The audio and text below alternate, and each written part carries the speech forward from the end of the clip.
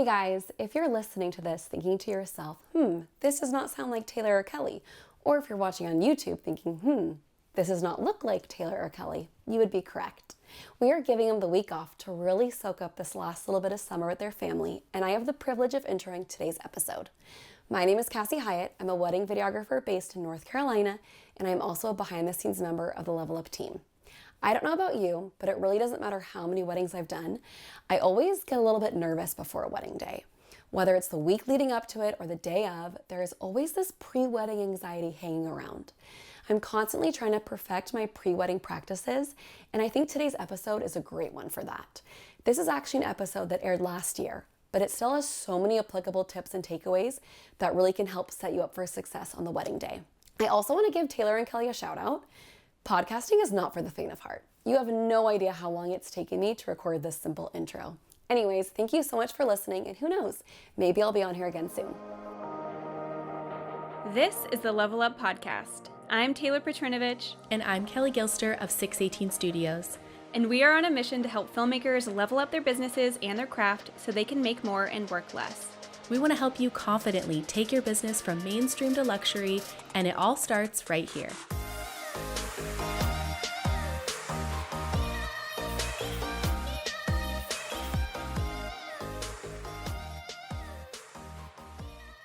Hey friends, welcome to another conversation on the podcast today. I am joined by my co-host, Kelly Gilster. Hi everyone. And today, as we enter wedding season, at least here in the US, we thought it would be a really fun conversation to talk about kind of some of our do's and don'ts of preparing for a wedding day. So we're going to be covering essentially a week leading up to a wedding day so that we can have the best success with mindset and gear and the filming process as we can, so we can best serve our clients and use the content and those relationships that we form on the wedding day to then level up our own businesses. I don't know about you, but I always get a little giddy the week of a wedding. I'm excited. You've led up, a year in advance sometimes, even more at other times. And so I think we want to talk about just actionable steps you can take to set yourself up for success and things that we personally do to set ourselves up for success before every wedding. And we want to talk specifically not only in a personal sense, but also just in a business sense, how we prepare our gear, like Taylor said, and the communication. So I think let's start off by saying that during the week of the wedding, I think it's really important that we are not bothering our clients. And we're also not bothering our planners. By then, hopefully you'll have received the final timeline, you've given your thumbs up of approval, and everything is dialed in. There shouldn't be much more that we're, reaching back out to get additional information. We're just floating through the wedding. Everything, all the boxes have been checked. And so that week of the wedding, for us, all the communication has been, like I said, buttoned up. We're good to go. We'll see them on Friday for the welcome party or Saturday for the wedding. What about you, Taylor? Yes, same. And this is one of those where I feel like letting go of control can kind of help you. And what I mean by that is we all love to send out questionnaires and things like that, but sometimes our clients are really busy or they forget or they just, for whatever reason, they don't fill out the questionnaire. And this is that moment where it is the moment of no return. I am not bugging my client to fill out that questionnaire. If they didn't do it, I just let go. Just let go. Yep. You can still do your job without knowing all those little tiny details. So it's a really great practice to just let it go. Yeah, I know. I was really, in the early years, I was so nervous about the fact that the client didn't fill out the questionnaire. And I think the questionnaire was kind of more formulated in a time where we weren't getting as detailed timelines from a planner, or we weren't even working with a planner all the time. Maybe it was just a venue coordinator that sent us a very generic timeline. And so the questionnaire helped to fill in the gaps and get a little bit more personalization from the client. And I've actually still held on to that questionnaire. It's actually something too that we have included in our shop. There's a link down in our show notes to our shop for that. And if you don't send out a questionnaire, I do think that it is really helpful. And I actually like to send out a questionnaire too, just as a box checked that if there was any, something issues, things that we missed, all that stuff, I like that I have all the bases covered, that I did my due diligence to learn as much as I could about the client's wedding day and what to have captured. And if they didn't fill it out, then I'm like, that's okay. I'm going to do my best still, and I can still capture the wedding day well. But yeah, I'd highly recommend checking out a questionnaire or thinking about including a questionnaire in your workflow. And we also include in one of our email bundles where exactly is the appropriate time to introduce that questionnaire, either to the client or to the planner. And so everything is streamlined and perfect. And yeah. I would say the only time maybe it would be appropriate to communicate with a planner that week leading up to the wedding would be if there's some sort of emergency and like something has changed last minute, you got sick or something big has happened and they need to know. They should definitely be updated. Or if your planner is a friend and you want to just text them, like maybe that they're going into production Thursday, they're doing some sort of site build or something, maybe just sending them like hey, just wanted to let you know I'm so excited to work with you and I can't wait to see what you create. See you Saturday morning. Let me know if you need anything. I think those are like two appropriate times where that communication the week leading up to the wedding would be okay. Yeah, I love that you do that. So you actually do that, Taylor? You'll send out like to planner friends and stuff? Yeah, I have 3 friends, like 3 planners that I'm like friends with. Like we text on a regular basis, and I would really only reserve that kind of communication to those 3. Yeah. That's awesome. I should start doing that too. I'm going to adopt that practice. Yeah. This is like the best part of podcasts is like, I feel like the overarching topics are obviously great, but it's like these teeny tiny little like pieces of information that you can kind of comb through and adapt to your own business. So there you go. The more you know. That's cool. Yeah. So basically communication has been all dialed in. We're good to go. We're leading up to the wedding day. We're doing the regular things, like we're charging our batteries. We're making sure our cards are formatted. The wedding from before is backed up and ready to go. Luckily, my husband does all of that stuff. Taylor, that's probably on you. But I think me. Paul and you have very similar personalities, so you guys are the right ones for the job. I would be a complete mess. I'd be showing up to battery. No, I'm not going to say that would happen. But I have heard horror stories of filmmakers showing up with like their batteries not charged. They didn't realize that they weren't charged from the night before. Don't do that. You don't want that stress going into a wedding day. It's just so unnecessary, and just I think it's really important to have a workflow. Taylor, what's kind of your workflow as far as like getting the batteries charged, getting the things backed up, cards formatted, all that?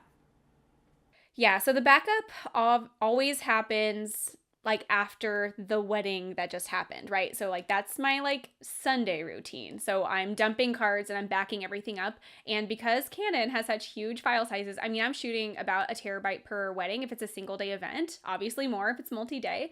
And so it can pretty much take all day, but that next day is devoted to that.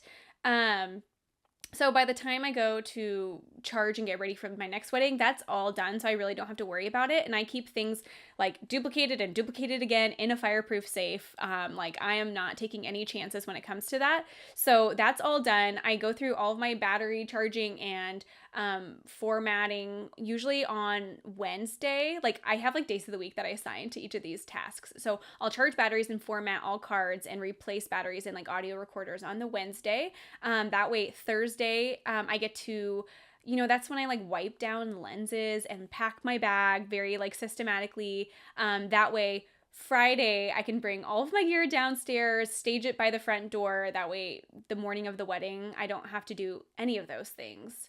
But beyond gear, I feel like there's a few things leading up to the wedding day that you kind of have to plan in advance. And one of those things is like dry cleaning. Kelly, I remember you mentioning to me that you have a dry cleaning routine. What does that look like?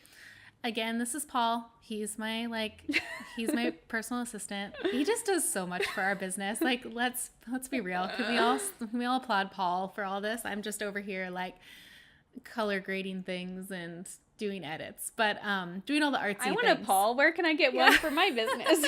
Yes.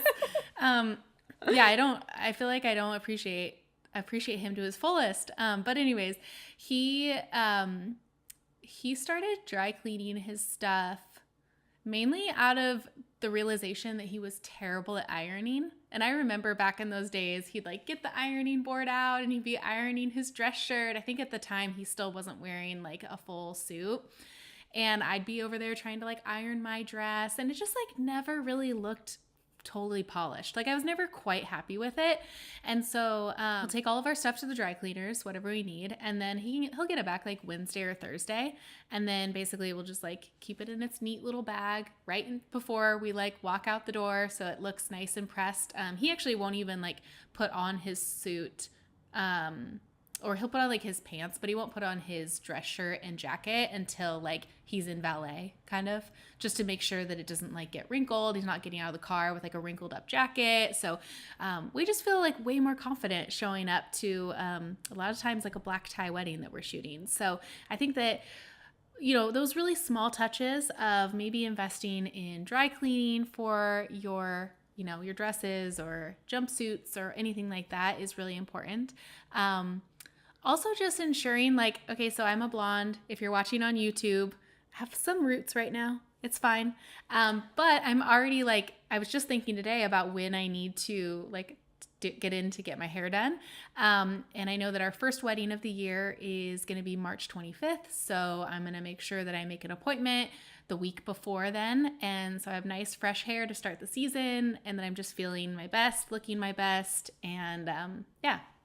Yeah, I love that. The hair is such an important, it's kind of like, I would say similar to like making sure a guy has like cleaned up if he has facial hair, like make sure that's cleaned up. Like general hygiene and upkeep is definitely that week leading up to the wedding. So one thing I used to do, and I kind of stopped having it with having a newborn last year. Things are just chaos, you know, but I want to start again this year, is getting my nails done the week of a wedding. You had mentioned on a previous episode, and I thought it was such an excellent point, that your hands are really like kind of a key player on the wedding day. And so many people are going to be looking at your hands. And to me, I definitely feel like at this level of the market, like it's truly all in the details, and people can be very easily turned off by some gnarly looking fingernails. I'll even take it a step further, and we can agree to disagree, or those listening. I think it's really important to just because I get my nails done, like Taylor said, the week leading up to a wedding. Right now, mine are not done. If you're on our YouTube channel, giving them a break for the off season, But yeah, I always just kind of go with a neutral color. I don't really want to like get people to focus on my nails. I don't have like crazy designs. I'm not painting them lime green. Like I just don't really want to bring attention to my hands. I want them to look polished, and that maybe they would notice that they're nicely done, but I just want them to blend in. So I'm always just doing kind of a nude nail. And sorry guys listening, you're like, this is really pointed towards me. But no, and also for the guys too, manicures, keeping their nails nice. Paul's good at that. He'll like give himself a manicure the week before the wedding or whatever, week of. So yeah, all those little details that I think just really elevate your business, making a good lasting impression. Yeah, absolutely. I will add to that. This is for those who are not doing destination events, and I would actually love to talk about that because I think when you're flying to an event, or maybe even driving like 10 hours, your routine is going to look a little bit different. But I love running my car through the car wash a few days before the wedding. That's usually like a Wednesday thing too. So I'll do that. And this is when I get the vacuum out, and I'm vacuuming up all like the goldfish and whatever else my kids spilled in there. They love to they're like little trash monsters. They love just like shoving trash into like the car doors and everything. So like I go through and make sure everything's all tidy, because there is nothing more mortifying than parking at a venue and having another vendor literally watch you get out of the car. Like, I feel like the car tells so much about a person, and it's okay if your day-to-day life, especially if you have kids, things, go a little bit unchecked. But when we're showing up to a very professional and like fancy, like this is like a fancy event, like I think that we need to show a little bit of respect and put our best foot forward, and the vehicle is a big piece of that puzzle. So oh yeah, for sure. Opinion. The cars. And if a valet is like driving around your car, there's like trash falling out. Oh my gosh, Sorry, I'm like cracking myself up just like the visual. I cannot even. It's literally the worst. Like there's been a couple of times where we just like have not had it in our week. Like maybe we had a couple corporate shoots that week. Like we're just kind of trying to keep our heads above water and the wedding day comes up so quickly. And we're like, oh crap, we haven't gotten the car washed. It's so mortifying when we're like, I'm like over here like trying to like stash things into the center console. Like it's so bad. I'm like Like, don't look. yeah. I feel like so exposed. But yeah, that's a really good point. The car. We also have a dog that sheds a lot. We have a corgi, and he sheds so much. And Paul, we keep lint rollers. Lint rollers are so handy, you guys. Like for sure, if you have a dog, keep a lint roller, or if you don't have a dog, and keep a lint roller in your car. I have a cat, and it's the same struggle. Yeah. Yes, we're literally lint rolling down like our think tank, our other bags, like. Right before we're like wheeling it into the venue.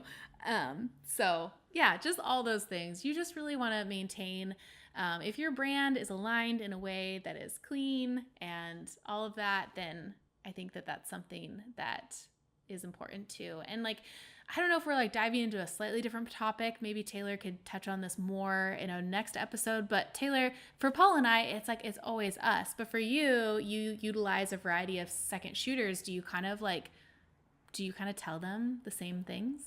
Like do all that stuff? Okay, so I try my hardest to not be a micromanager, and I actually know some of the people who have second shot for me listen to this, so hopefully they can attest to this. But generally they're pretty good about like knowing what they need to wear. I mean, I always prefer a suit. Honestly, like I don't have females second shoot for me that often. There's not a lot in my area, so it's usually guys.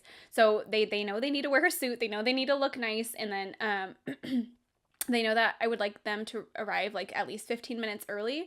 And like I'll pay them for the time if they're there early and like working, like it's not like free time. But so they already have all that established. They have the timeline. I will have gotten them the timeline within like at least a week before the wedding. So they have all of this information. And I am honestly like a crazy person texting them all morning, especially if this is a wedding that is really like, of course all weddings are really important, but like if this is a new planner or one of those events are just kind of next level, like I will be texting them like, hey, traffic is like this, like please make sure you leave enough time, like, and I'm just like trying to keep them on the same page because obviously we're not like driving in the same car.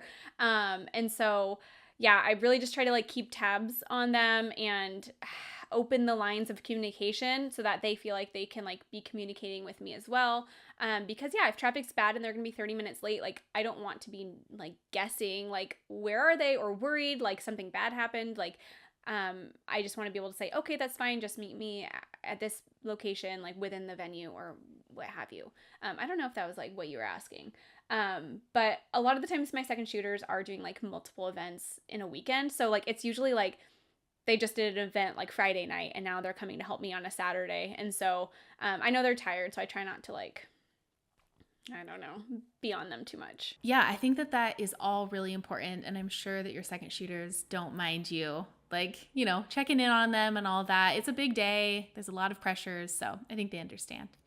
So now shifting focus kind of into like the mental headspace, getting your head in the game, all of that. There's little things that I think can really affect us. One is, I think that it's important to make sure that the week of the wedding leading up that you're trying to surround yourself with people in your life that are just really positive people, that are there to cheer you on, that there's not a lot of drama, in your life at that point. You don't need that.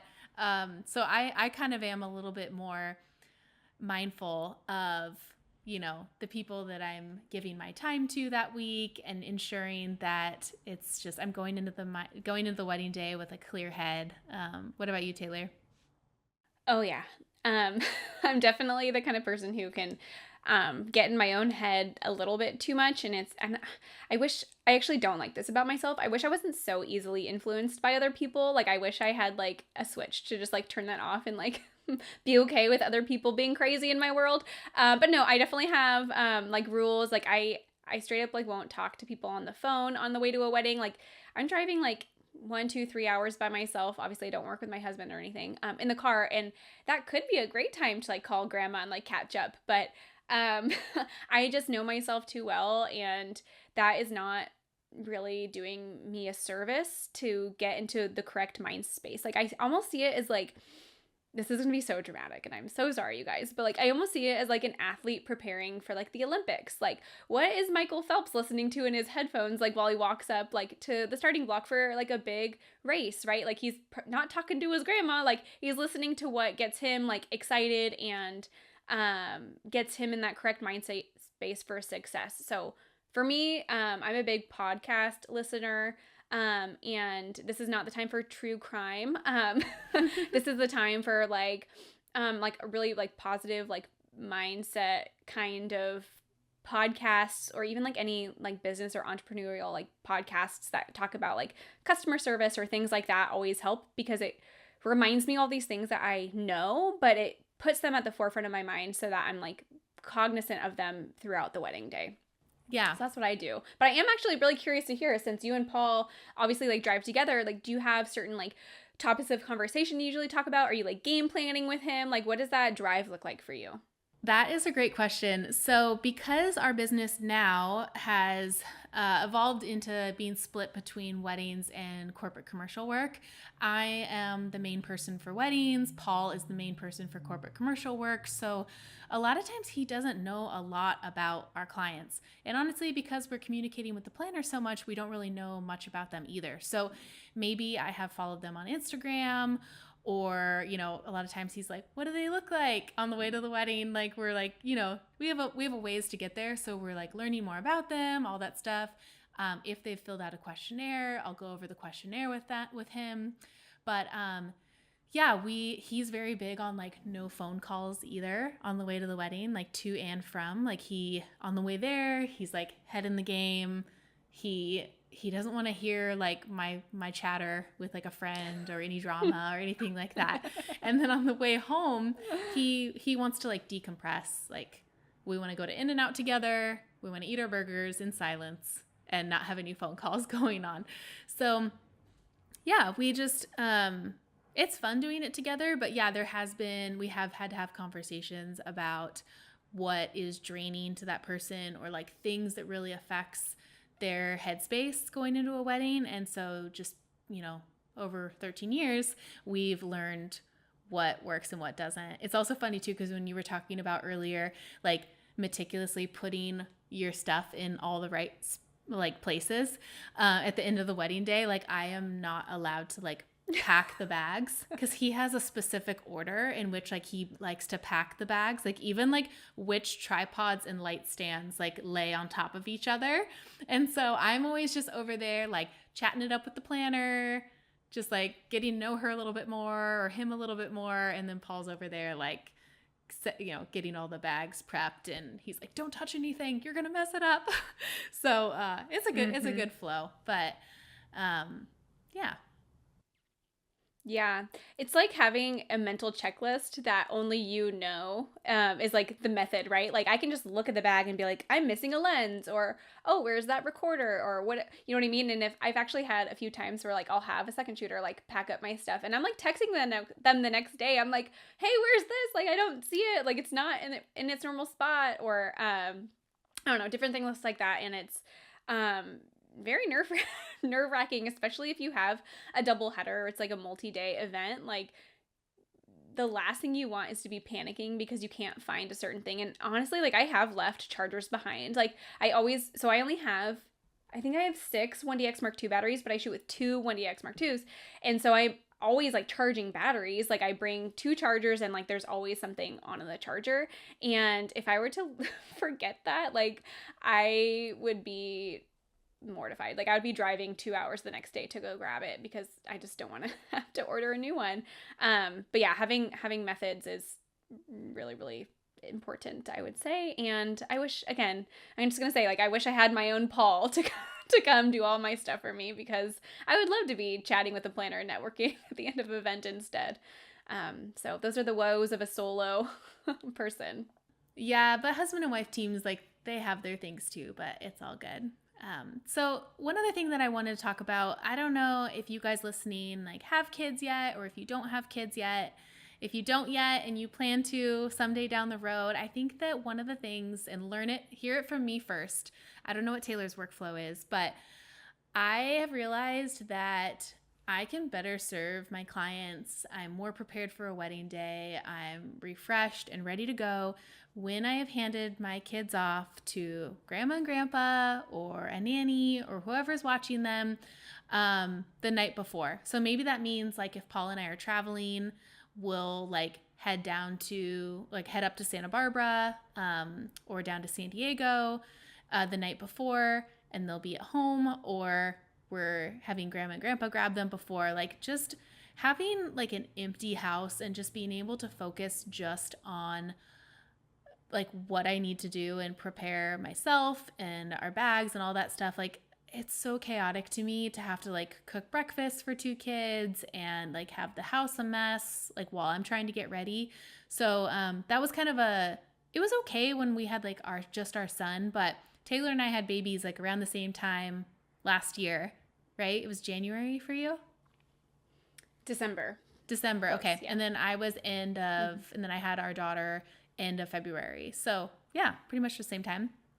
And so when 2 kids came in the picture, it was like a whole game changer for me. I had to like realize like how to prioritize my mental health. And one of the things is like waking up either at a hotel or in our home kid free. So that's been something that we've had to make a priority, and it's been really a game changer for our business.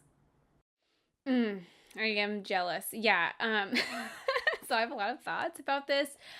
In a perfect world, like, yes, I would love to do that. So obviously, like, I'm not in business with my husband. Like, he is not part of the picture. So it wouldn't make sense to, like, send our kids off, because why would we? Like, he's home, right? But, like, I am, like, throughout the week, like, the primary caregiver. So all of those responsibilities do fall on me typically. Like, of course, he's capable of, like, making breakfast. But, like, I wake up early. I'm a morning person. It just is naturally something that I do. But I'm not gonna lie, like, it is very stressful. Like, if I know I have to like beat traffic to get down to Napa and I have to leave by 9 a.m. And I am doing all the things and trying to get myself ready, it is so stressful. Throw in a newborn and getting like spit up on in your like black work clothes, like as you're walking out the door trying to say goodbye, forget it. Anyway, I know that we're not the only ones with babies. So yeah. If you are in that season of life, just please know that number one, you're not alone. You're absolutely not alone. And if you feel stressed out, like, that's okay. And that is so understandable. And we can relate, trust me. But number two, that it is a season and it gets easier, I promise. So yeah, that is like hard. And then my husband actually has a very non-traditional work schedule. And so there's a lot of times where he's not home, or he just worked overnight and he's still sleeping, or anyway. So I need to get better about that, because I do think that it would be very beneficial to not have the kids around, honestly, like the morning of the wedding. And that is a perk of more destination weddings. I don't really travel outside of California much for weddings. I do have one in Texas this year, but even just hopping down like on a plane to go to like Ojai Valley or Santa Barbara or anywhere like around there, it is kind of a luxury to fly in the night before and have like a meal by myself and breakfast by myself and just focus on the task at hand. So I'm a rambler. I'm sorry, guys. Oh, I am too. Thanks for sticking with us, guys, in our yeah. All of our things. But no, that'd be good. Like, even if he like took them off to the park while you hopped in the shower, did your hair and makeup, like, I feel like whenever we can't get the kids like off to someone the night before for whatever reason, then it kind of turns into like me doing my makeup in the car on the way to the wedding. And I mean, I've gotten used to it, but it's not totally ideal. It would be nice to like be able to sit down and have like a nice relaxing moment doing my makeup and thinking about the day ahead and making my little mental checklists in my head. But with kids, it's not always possible. So like Taylor said, if you're in that like toddler baby phase, it is not for the faint of heart, and we are with you. So it's just, Taylor has older ones now, so she knows that it's gotten a little bit easier. I'm still like, I don't know if it's going to get better with my 3-year-old and my 1-year-old, but we'll get there, I guess. My last point, sorry, I have one more point. No, go. And this is for everyone who finds yourself getting hangry, or if you get like the shakes, if it's been too long since you've eaten. I think it's really smart to not count on a vendor meal. Like, don't don't be like, cool, I get to eat at 7 o'clock tonight, because that meal may never come, or you may have to work through it. We never really know. So I'm huge on packing a ton of snacks. I pack a little lunchbox with like basic food, like a peanut butter jelly sandwich and a Cliff Bar and applesauce, whatever snacks my kids have. And that will be like the last thing that I will say about that is like, be prepared with the food, especially if you know yourself and if you start getting a little cranky or are not performing at your best when you're really, really hungry. I will leave you with that. That's a good one. Yeah, snacks are key. You never know when those vendor meals are going to come. And I just feel like lately, like there's so many other things in our, like in these big luxury events that we're filming that like, I kind of don't want to be pulled away to have to eat. Like I kind of just want to like eat a quick like protein bar on the go and call it good. And then, like I said, get in and out on the way home. I mean, I think it's like going to be way better than any vendor meal that we're going to get. So why not? Thank you for joining us in this conversation. If you enjoyed this episode, please help us reach more filmmakers just like you by taking a screenshot and sharing it on social media.